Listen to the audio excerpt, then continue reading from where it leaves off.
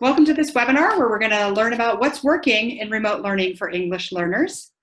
And I welcome you to put into the chat bar right now where you're coming from, what's your name, what state are you in, what grade do you teach, and in what state and city. We'd love to hear from you throughout this teacher talk. This is meant to be a conversation.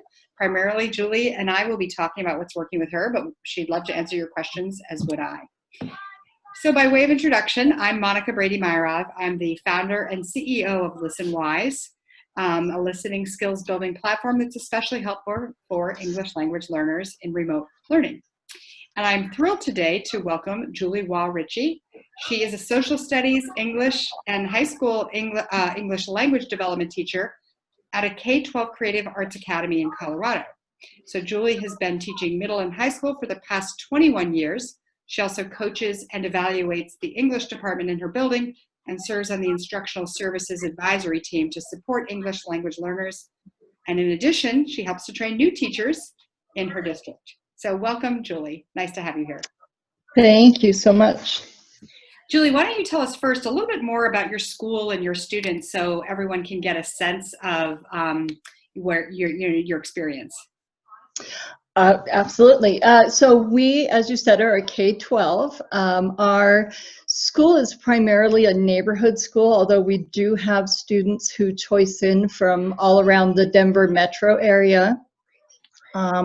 We are about, I would say, 80 to 85% Hispanic, although we do have students from a variety of African countries. We have a student who is from the Ukraine, who I just adore. And then our socioeconomic-wise, our students are primarily from high poverty.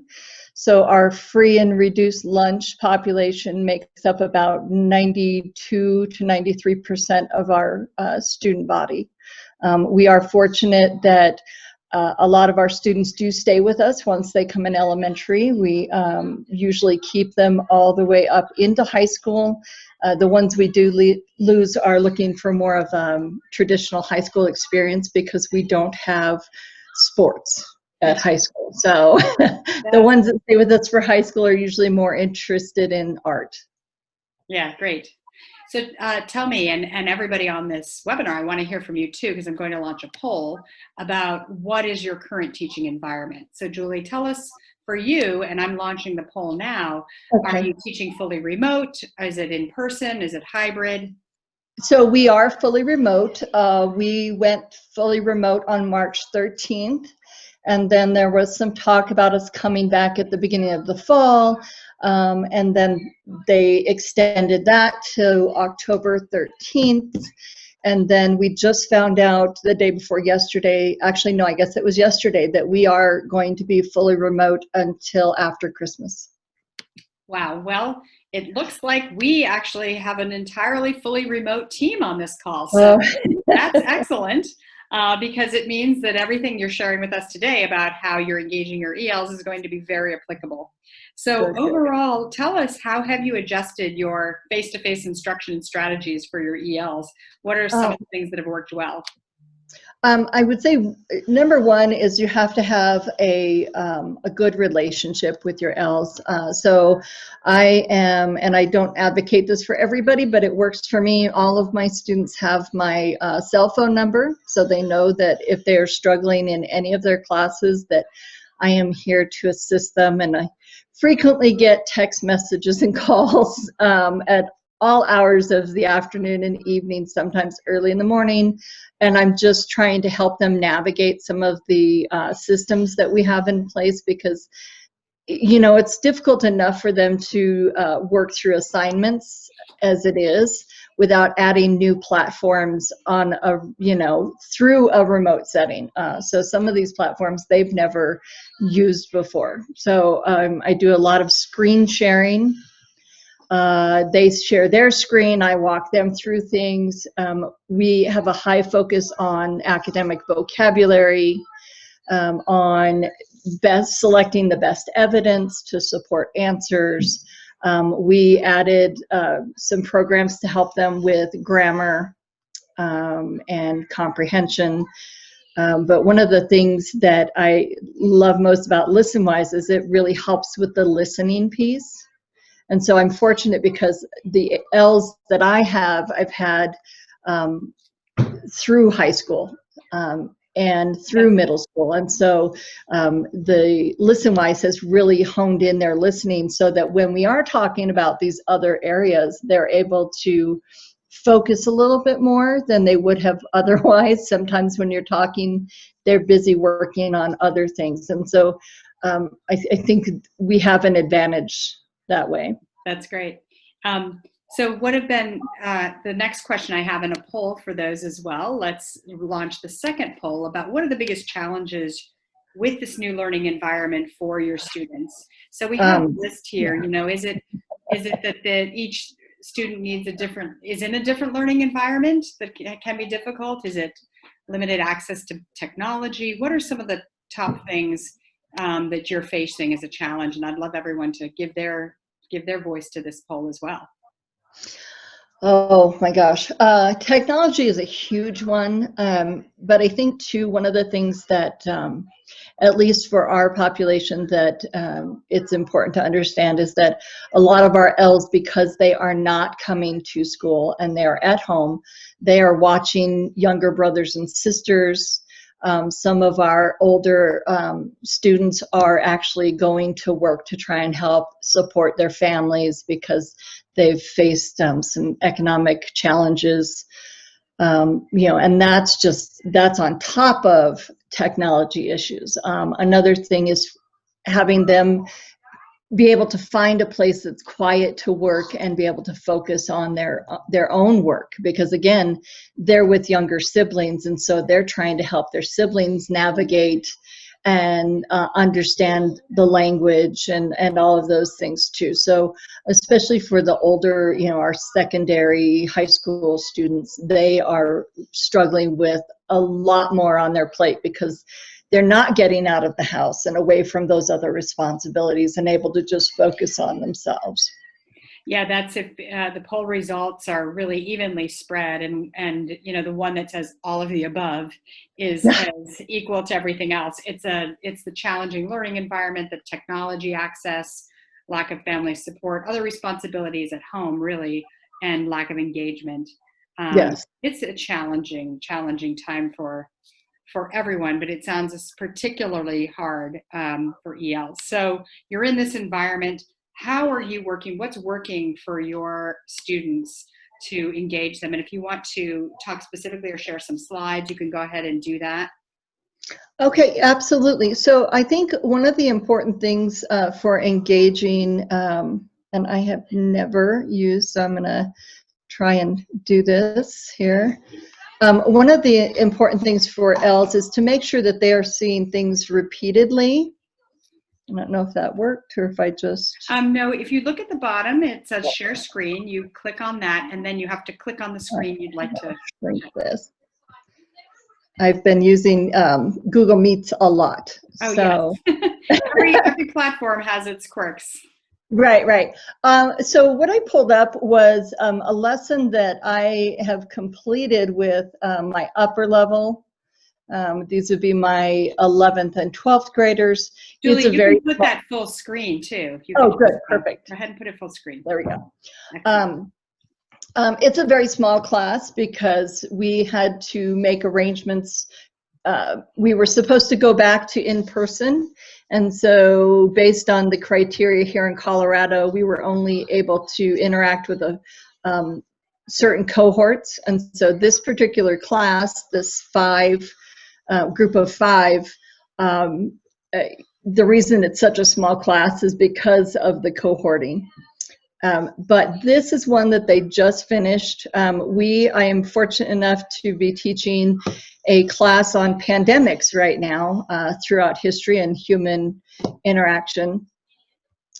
So with my upper level, one of the things I always tell them is they need to make sure they're reading the questions first, because it helps to create what I tell them is little stop signs in their brains, so that as they're hearing the answers and following along, their brain lets them know that, hey, there's that answer you were looking for.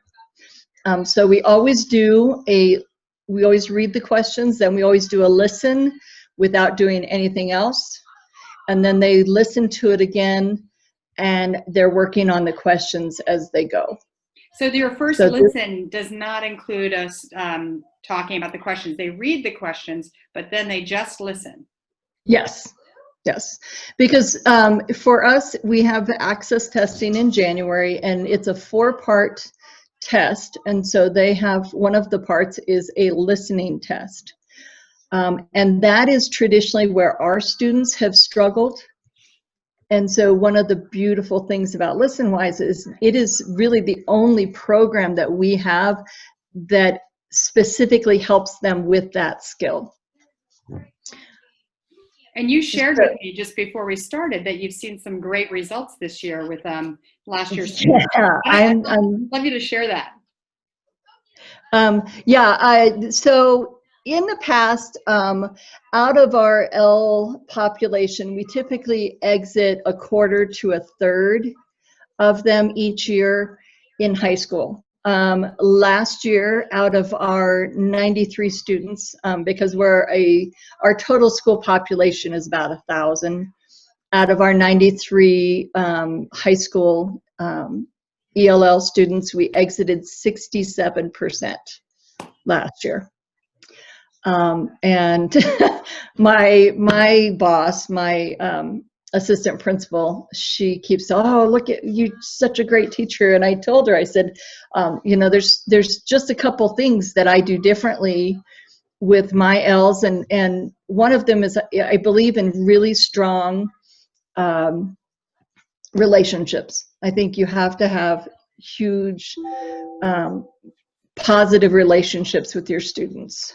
Trying to get to this. And you also said you had implemented Listenwise at the and Listenwise was the other thing that we did differently, and really because we have all these other pieces of the curriculum that we use to work on comprehension, to work on vocabulary and writing and grammar, but we did not have anything that helped them to work on their listening skills. And in Colorado, they have to have an overall score of a 4 out of 6. And our kids were falling short because they weren't getting that minimum of a 4 in the listening part of the test. And so this is what we did differently. And I really do attribute it to using this program. Thanks for sharing that. So this is, I'm sorry, go ahead. No, go ahead with this assignment. And then okay. So this assignment is one for my English class. And so we have had to, because of the way the cohorts are set up, we have a combined 90 minutes of English and ELD every day. And so I will use this with my English speaking students, my native speakers, as well as with my my L's, because I think it's good for all students. And so with this particular lesson, this is one that my students will do today. We're reading In the Time of the Butterflies by Julie Alvarez, and it's set in the Dominican Republic, and it talks about prejudice and things like that. So because this is a first read, and this is the first time that this particular class will be using Listenwise, I've included all of the vocabulary. There's some supporting materials here. I've given them specific instructions about how to use the program. So we will come in, we will read through the questions just like I do with all students. We will listen to it, and I am with them while they are listening the first time around. And then I always include the transcript. This is a piece that you can choose to include or not include. And in the beginning, I would say up until probably third quarter, I usually include the transcript. because not only do I want students to hear the language, but I want them to see the matching language in text. And so I always include the text. During fourth quarter, and this is after our testing actually, but during fourth quarter, I typically take this out and make them just listen to it. In this particular one, you had a choice of using a graphic organizer. So I've included this graphic organizer, the T-chart, but there are also options to have students look for or listen for specific vocabulary. And it's more of a checklist. And that's something I use more often with my lower level Ls. Because their writing skills are usually a little slower and not as developed. So for them, sometimes just listening for those key words is helpful. And what was your instructional or your teaching goals with this? Was it to get them to understand the author a little more deeply as they read a book about her? Because this story is not about the book that your class is reading. Talk a little bit about that. Okay, so I like to use supplemental materials, and so I always try to connect Listenwise to whatever our text is for the quarter, or to the setting, or it builds on a theme. And so in this particular, the reason I selected this particular assignment is because one, it's about the author. It also helps to give some background on the prejudice and the massacre of Haitians in that area. In the novel, which is based on a true story, it talks a lot about the prejudice against Haitians and how the dictator Trujillo is murdering people who are coming into the Dominican Republic for refuge or seeking jobs. And so she learns about that when she goes back to the Dominican Republic. And so I thought this gives them another viewpoint into that particular part of the story. Yeah, and I like that you use your teacher instructions, which is an open writing box when you make the assignment, to explain exactly how the novel you're reading in The Time of the Butterflies relates, like why you're doing this. I'm wondering, how do you plan for synchronous and asynchronous time? Because even though it's all remote, we know that it's not all face-to-face. How do you plan for that? So we have, like you said, we have 90-minute blocks every day.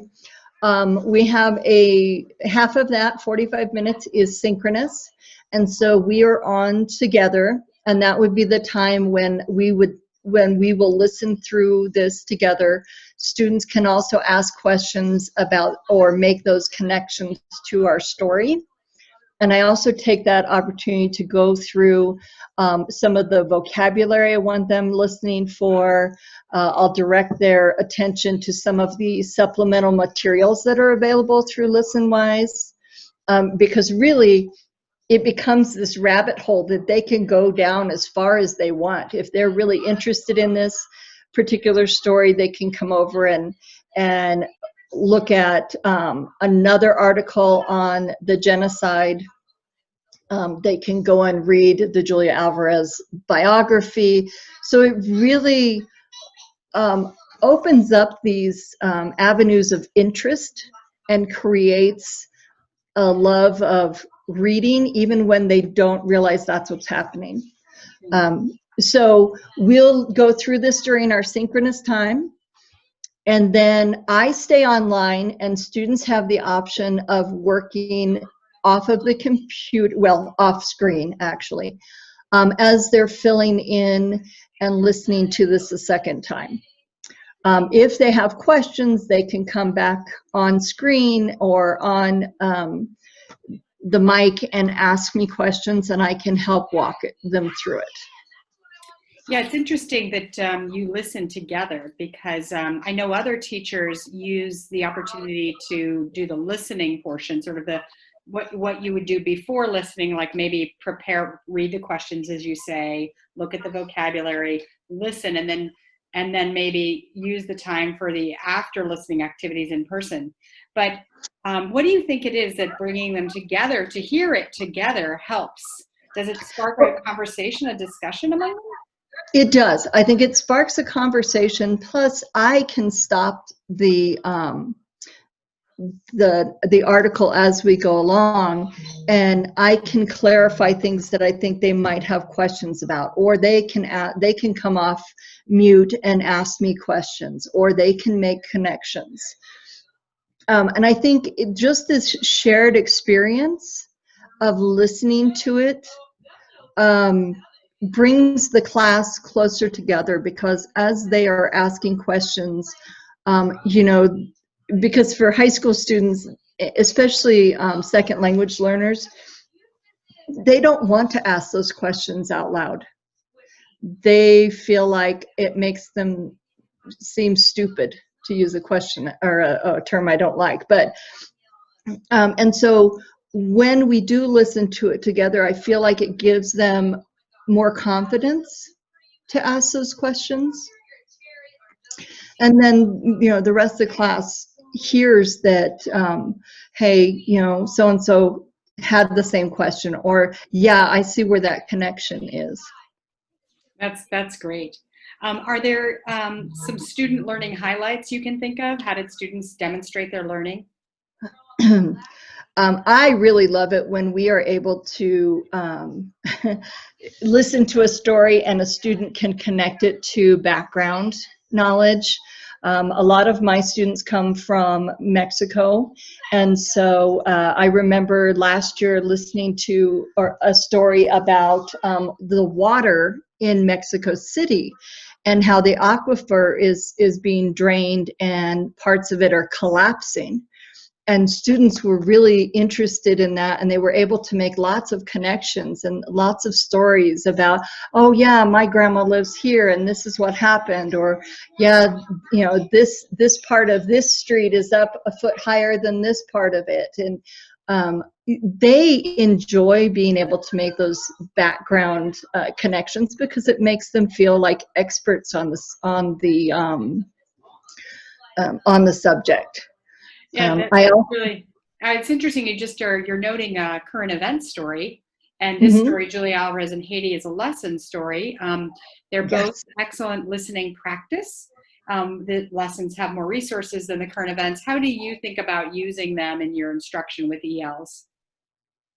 I think it's important to use a variety of articles, both those ones that are older and the current events.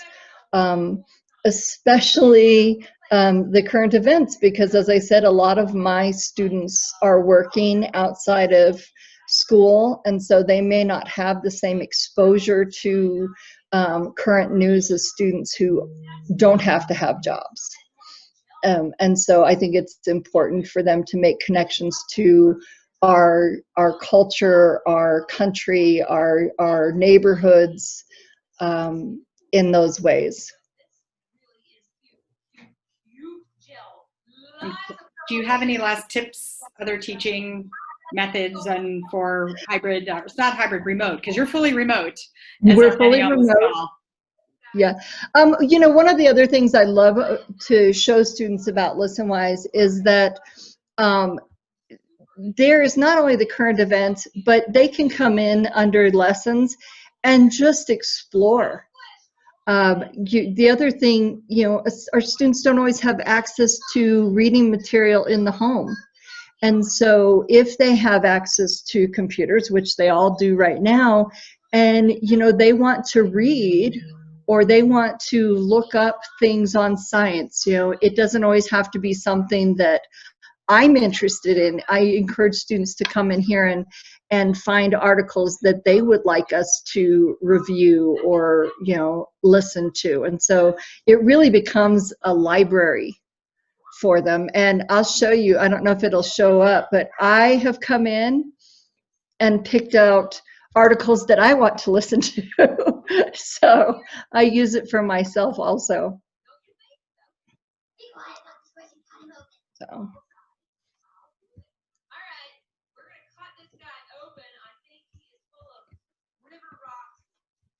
Oh, I can't hear. My sound just went out. I'm sorry.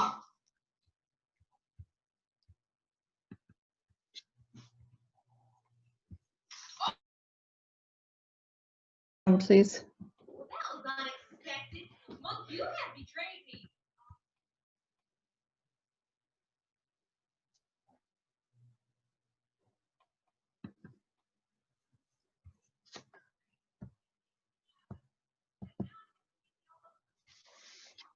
Okay.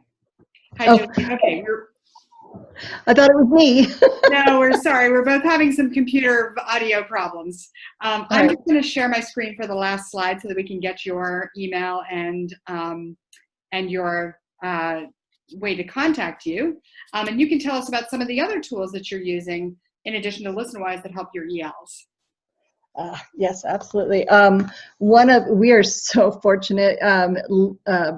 Lexia is a program that was originally designed to help students with dyslexia. And they just started a pilot program that we were fortunate enough to get in on. And so we're using that for our grammar instruction and to aid with comprehension. And I feel like we can't ever have too many things to help students with comprehension, but we're really fortunate that we were able to get in on that. So that's probably one of the other things. And then we use online text. I use audio text with our students. I always like to do the first read. I make them read out loud. We've created a really comfortable and safe classroom environment, even through remote learning, because I expect all of my students to at least try to read. I am conscientious about which passages I ask them to read. I make sure it's within their ability level. But we always do a read aloud first, and then we use the audio to support the second read. As they are answering text-dependent questions or as I am asking them questions. And then, I guess it's teacher preference, but I typically let my students use their text when they are taking quizzes also, because I think, testing a student, especially a second language learner, and expecting them to remember all of that on top of how to write the language and how to cite evidence is unfair. So I give lots and lots of supports during remote learning, but a lot of those I also use in in-person instruction also. Well, Julie, this has been fantastic. I'm just going to stop sharing, see if there are any questions we can answer. For if there's any questions from the participants. I don't see anything, so I'm going to just go back to this screen and tell everybody that we have the ability to, you have the ability to get a really deep discount on Listenwise for attending this webinar if you don't already have Listenwise Premium. You can also do a lot of what Julie suggests without Premium, because for free you can listen to thousands of stories on Listenwise. But we'd be happy to get you trying out with this equitable learning discount for your school. But Julie, this has been fantastic. I know I've learned a lot. It sounds like you're just making huge progress with your students and very devoted to be giving out your cell phone number. I love them. They're my kids. I'm fortunate. My heart goes out to everybody that's teaching with children at home right now, because my grandchildren come over and I think, oh my gosh, how can people do this every day? So my heart goes out to everybody. You're rocking it. But I would definitely encourage people to get Listenwise.